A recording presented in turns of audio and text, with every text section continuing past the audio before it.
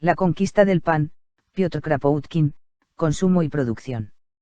Y, considerando la sociedad y su organización política desde un punto de vista muy distinto al de las escuelas autoritarias, ya que en vez de comenzar por el Estado para descender hasta el individuo partimos del individuo libre para llegar a una sociedad libre, seguimos el mismo método respecto de las cuestiones económicas. Antes de discutir la producción, el cambio, el impuesto, el gobierno, etc., estudiaremos las necesidades del individuo y los medios a los que recurre para satisfacerlas. A primera vista, la diferencia puede parecer mínima. Pero en los hechos trastoca todas las nociones de economía política oficial. Abramos cualquier obra de un economista. Comienza tratando la producción, el análisis de los medios empleados hoy para crear la riqueza, la división del trabajo, la manufactura, la obra de la máquina, la acumulación del capital. Desde Adam Smith hasta Marx, todos han procedido de ese modo.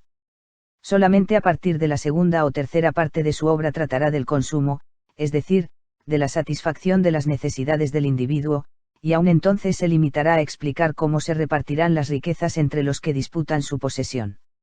Se dirá, tal vez, que esto es lógico, que antes de satisfacer necesidades es preciso crear aquello que pueda satisfacerlas, que es necesario preciso producir para consumir. Pero antes de producir, sea lo que fuere, no es preciso sentir su necesidad. No es la necesidad quien desde el principio impulsó al hombre a cazar, a criar ganado, a cultivar el suelo, a fabricar utensilios y más tarde aún a inventar y construir máquinas. No es asimismo el estudio de las necesidades lo que debiera regir a la producción. Sería por lo menos también lógico comenzar por ahí para ver después cómo hay que actuar para satisfacer esas necesidades por medio de la producción. Es esto precisamente lo que nosotros hacemos. Pero en cuanto la consideramos desde este punto de vista, la economía política cambia totalmente de aspecto. Deja de ser una simple descripción de hechos y deviene en ciencia, como lo es la fisiología, se la puede definir como el estudio de las necesidades de la humanidad y de los medios para satisfacerlas con la menor pérdida posible de fuerzas humanas. Su verdadero nombre sería el de fisiología de la sociedad. Y constituye una ciencia paralela a la fisiología de las plantas o de los animales, las cuales también consisten en el estudio de las necesidades de la planta o del animal y de los medios más ventajosos de satisfacerlas. En la serie de las ciencias sociales, la economía de las sociedades humanas viene a tomar el puesto ocupado en la serie de las ciencias biológicas por la fisiología de los seres organizados. Nosotros decimos, he aquí seres humanos reunidos en sociedad. Todos ellos sienten la necesidad de habitar en casas higiénicas. Ya no les satisface más la cabaña de un salvaje, exigen un abrigo sólido y más o menos confortable.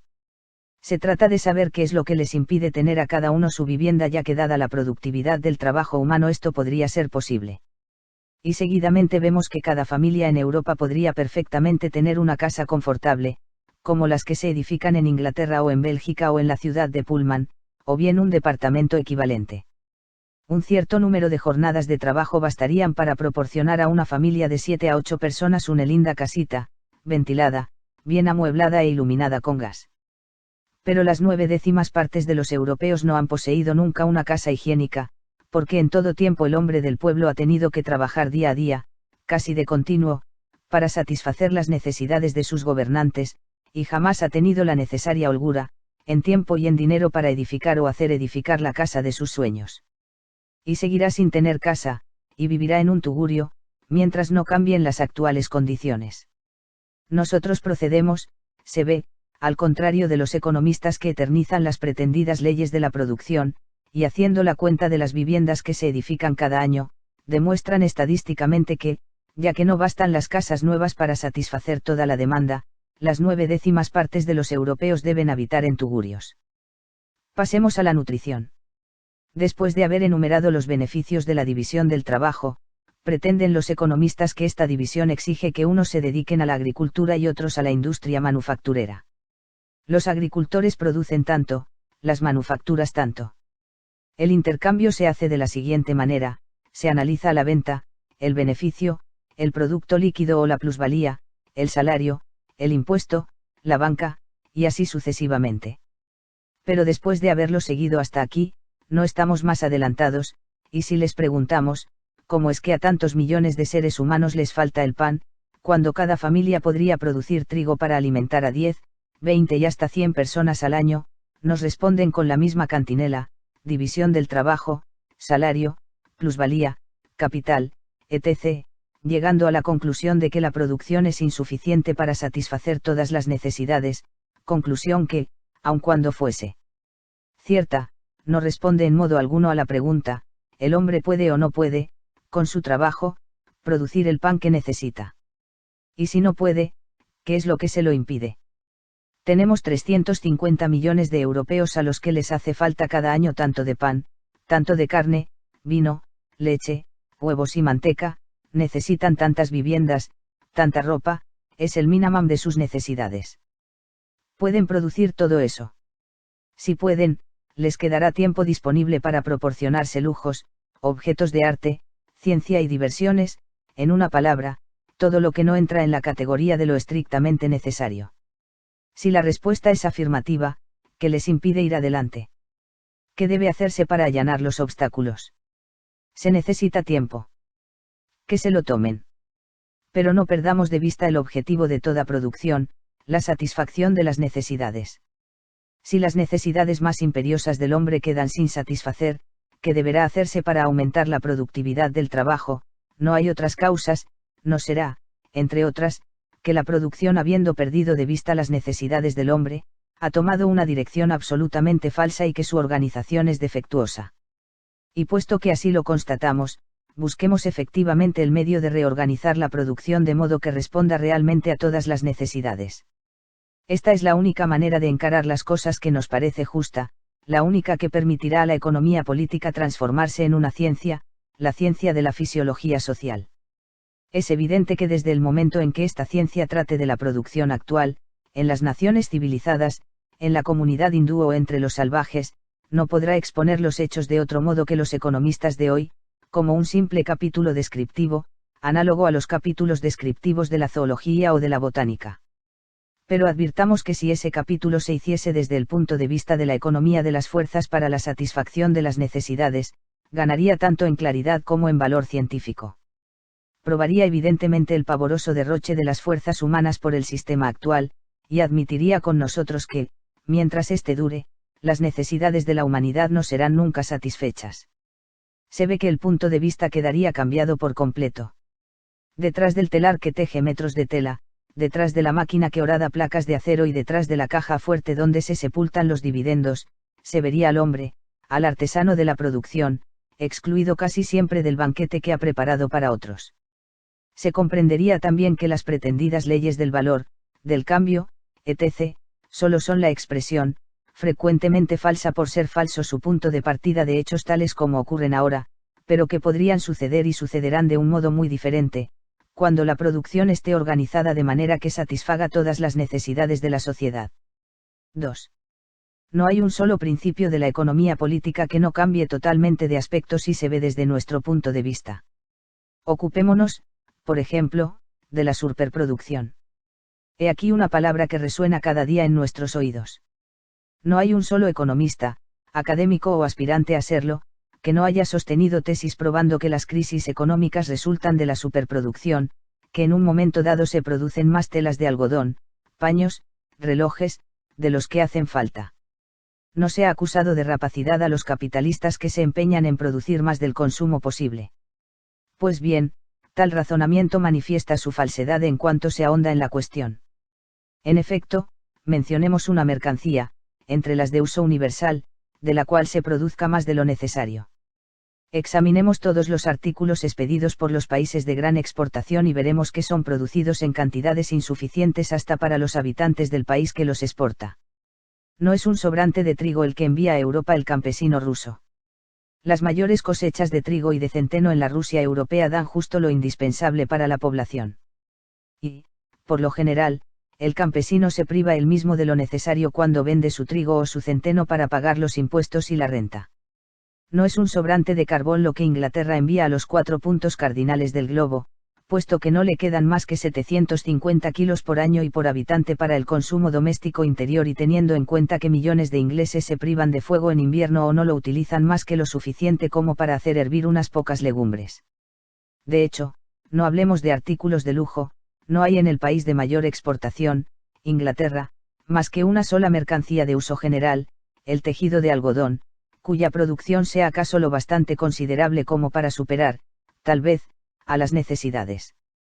Y cuando se piensa en los harapos que reemplazan a la ropa blanca y de vestir en más de la tercera parte de los habitantes del Reino Unido, está uno tentado a preguntarse si las telas de algodón exportadas no representarán poco más o menos que las necesidades reales de la población. Por lo general, no es un sobrante lo que se exporta, aunque las primeras exportaciones hubiesen tenido este origen. La fábula del zapatero caminando descalzo es verdadera tanto para las naciones como lo era antaño para aquel artesano. Lo que se exporta es lo necesario, y sucede así porque los trabajadores solamente con su salario no pueden comprar lo que han producido pagando rentas, beneficios e intereses al capitalista y al banquero.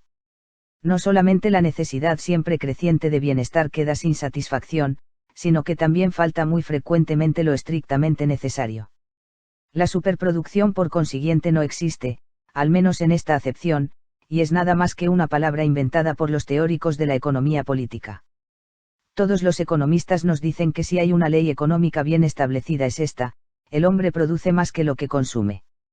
Después de haber vivido de los productos de su trabajo, siempre le queda un remanente. Una familia de cultivadores produce con que alimentar a muchas familias, y así por el estilo. Para nosotros, esa frase tan frecuentemente repetida carece de sentido. Sería exacta si significase que cada generación deja algo a las futuras. En efecto, un cultivador planta un árbol que vivirá 30, 40 años, un siglo, y sus nietos aún recogerán el fruto. Si ha roturado una hectárea de suelo virgen, otro tanto ha crecido la herencia de las generaciones por venir. El camino, el puente, el canal, la casa y sus muebles, son otras tantas riquezas legadas a las generaciones siguientes. Pero no se trata de eso. Se nos dice que el cultivador produce más trigo del que consume. Se podría decir más bien que habiéndole quitado el Estado, bajo la forma de impuesto, una buena parte de sus productos, el sacerdote en forma de diezmo y el propietario bajo la forma de renta, se ha creado toda una clase de hombres que en otros tiempos consumían lo que producían salvo la parte dejada para imprevistos o los gastos hechos en arbolado, caminos, etc., pero que hoy se ven obligados a alimentarse de castañas o de maíz y a beber vino aguado, habiéndoles quitado el resto el Estado, el propietario, el cura y el usurero. Preferimos decir, el cultivador consume menos de lo que produce, porque se le obliga a acostarse sobre paja y a vender la pluma, a contentarse con el orujo y a vender el vino, a comer centeno y a vender el trigo. Destaquemos también que, tomando por punto de partida las necesidades del individuo, se llega necesariamente al comunismo, como organización que permite satisfacer todas esas necesidades de la manera más completa y económica. En tanto que partiendo de la producción actual y teniendo en cuenta nada más que el beneficio o la plusvalía, sin hacerse la pregunta de si la producción responde a la satisfacción de las necesidades, se llega necesariamente al capitalismo, o a lo sumo al colectivismo. Uno y otro no son más que formas distintas del salariado. En efecto, cuando se consideran las necesidades del individuo y de la sociedad y los medios a que el hombre ha recurrido para satisfacerlas durante sus diversas fases de desarrollo, se llega al convencimiento de la necesidad de solidarizar los esfuerzos, en vez de abandonarse a los azares de la producción actual. Se comprende que la apropiación por algunos de todas las riquezas no consumidas, transmitiéndolas de una generación a otra, va contra el interés general. Se constata que de esta manera las necesidades de las 3/4 partes de la sociedad corren el riesgo de no quedar satisfechas, y que el excesivo gasto de fuerza humana no es sino más inútil y más criminal. Por último, se comprende que el empleo más ventajoso de todos los productos es el que satisface las necesidades más apremiantes, y que el valor de utilidad no depende de un simple capricho, como se ha afirmado con frecuencia, sino de la satisfacción que da a necesidades reales. El comunismo, es decir, una visión sintética del consumo, de la producción y del intercambio y una organización que responde a esta visión sintética, deviene la consecuencia lógica de esta comprensión de las cosas, la sola, en nuestro parecer, que es realmente científica. Una sociedad que podrá satisfacer las necesidades de todos, y que sabrá organizar la producción, deberá, además, hacer tabla rasa con ciertos prejuicios concernientes a la industria y, en primer lugar, con la teoría tan pregonada por los economistas con el nombre de división del trabajo, que vamos a abordar en el siguiente capítulo.